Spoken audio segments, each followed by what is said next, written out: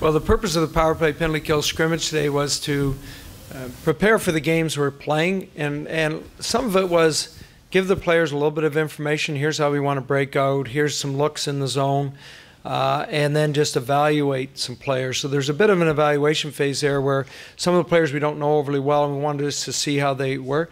The other part of it today was equally as important, was getting some of our power play personnel that didn't play the penalty kill last year to kill, and to start to get them rotated into the kill. And you look at guys like Gino, will probably kill early in the season this year.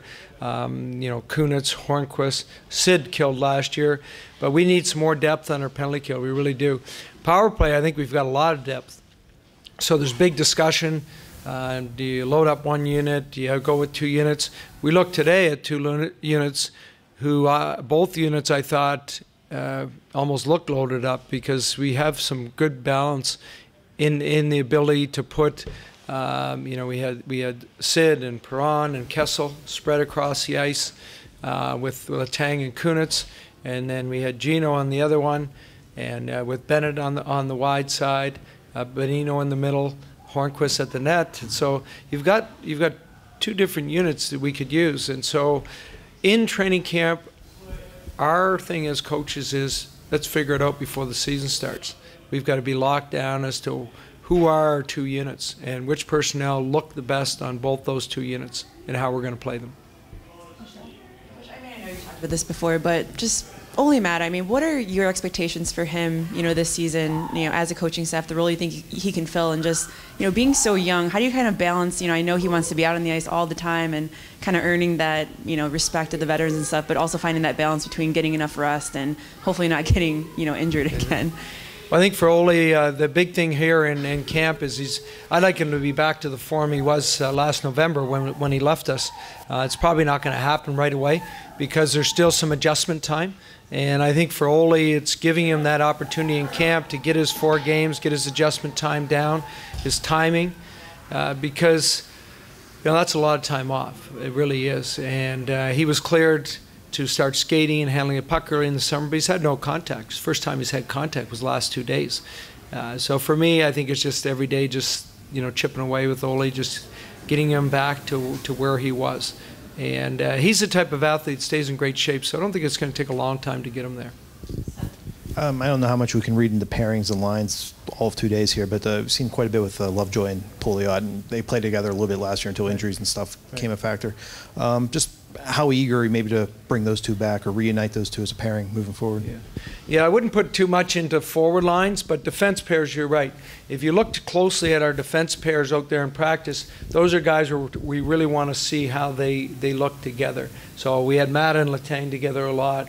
We had Pouliot and Lovejoy together a lot. So we're trying to see what they look like together as a pair, because we don't have one pair returning that you say, oh yeah, that's a pair they used all the time last year. There's really none of that. So we've got to look at some pairs.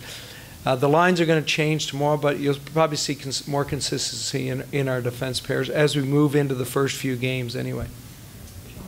You mentioned Malkin and Kunitz and Hornquist and working them in on the penalty kill. Yep. I mean, I think it's a common coaching struggle. How much do you use your power play guys on a penalty kill? I wonder if you could talk about the way you sort of weigh the pros and cons of it.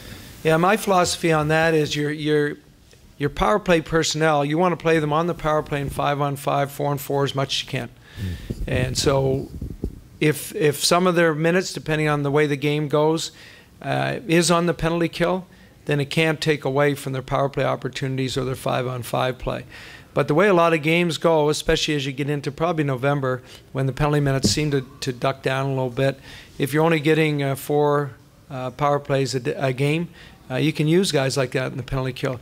The other advantage I believe in having, anytime I've had high-end players on the penalty kill, is the other team gets nervous when they're on the power play. If you can back them up, make them nervous, that's a good thing. And when Sid's out there killing, Gino's out there killing, guys like that, you are a little bit hesitant. They're going to say, hey, if the puck turns over, we got to be careful. So the power play is always, you know, sort of on their heels a little bit.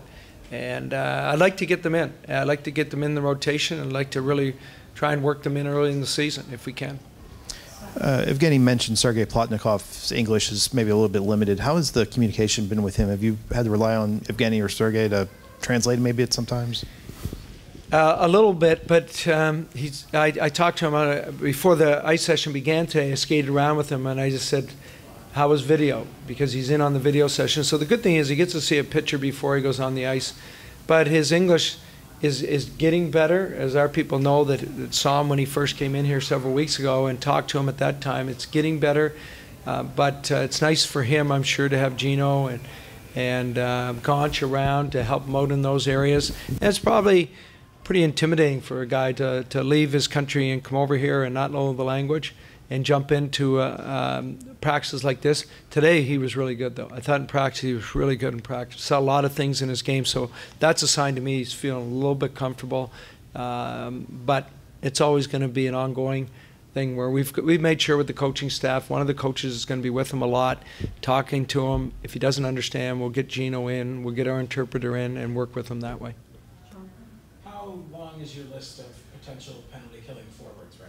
Is it pretty long? Yeah, it is fairly long. Yeah, we're taking a look at a lot of different guys in that area. Matt Cullen comes in as a player that can kill, so we already know that. So he's a guy who can jump in the kill. Benino had a great reputation as a killer last year in Vancouver. He's a guy through his career that's been a good power play guy, but also a very good killer. Sometimes he's a lot of people underestimate how good a killer he is. So those are two new players that we've added to our team that can kill, but we've lost several players that killed last year. And so we've got to have some more depth, especially from our top guys, the ability to kill penalties. Take face-offs, play 20, 30 seconds on the penalty kill at the front end, the back end, but use our bench a little bit more in those situations.